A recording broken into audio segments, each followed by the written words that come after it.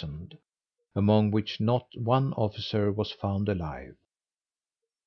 These were all made prisoners, and compelled to tell whatever they knew of their designs and enterprises.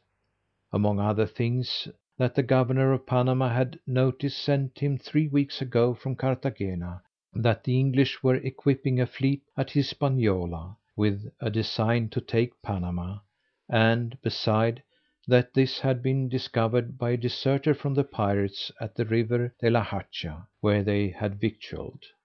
That upon this the governor had sent 164 men to strengthen the garrison of that castle, with much provision and ammunition.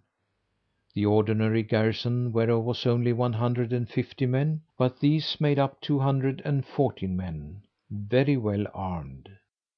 Besides this, they declared that the governor of Panama had placed several ambuscades along the river of Chagre, and that he waited for them in the open fields of Panama with 3,600 men.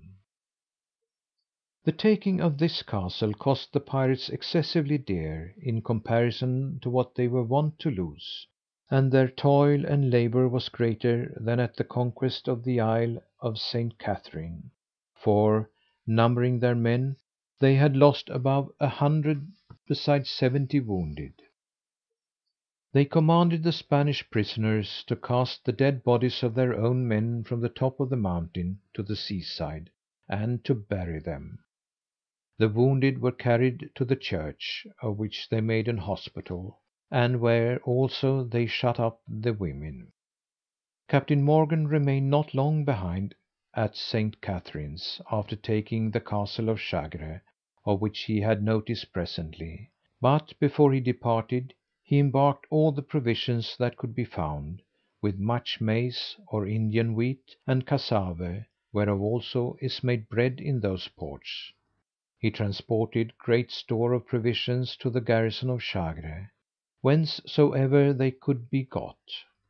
At a certain place they cast into the sea all the guns belonging thereto, designing to return, and leave that island well garrisoned, to the perpetual possession of the pirates; but he ordered all the houses and forts to be fired, except the castle of St. Teresa, which he judged to be the strongest and securest wherein to fortify himself at his return from Panama.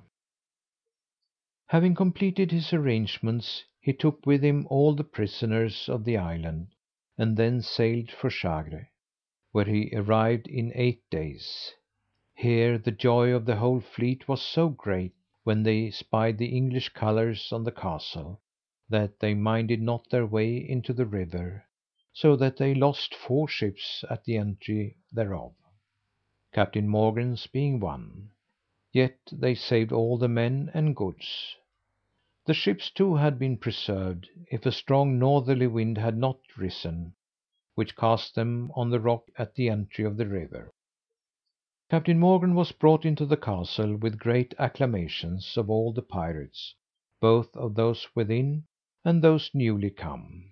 Having heard the manner of the conquest, he commanded all the prisoners to work, and repair what was necessary, especially to set up new palisades round the forts of the castle.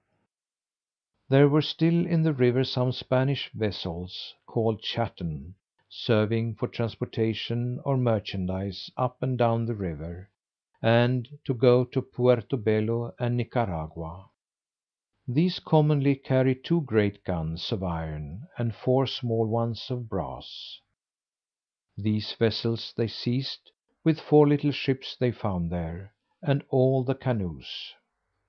In the castle they left a garrison of 500 men, and in the ships in the river 150 more. This done, Captain Morgan departed for Panama at the head of 1200 men. He carried little provisions with him, hoping to provide himself sufficiently among the Spaniards, whom he knew to lie in ambuscade by the way. End of chapter 16.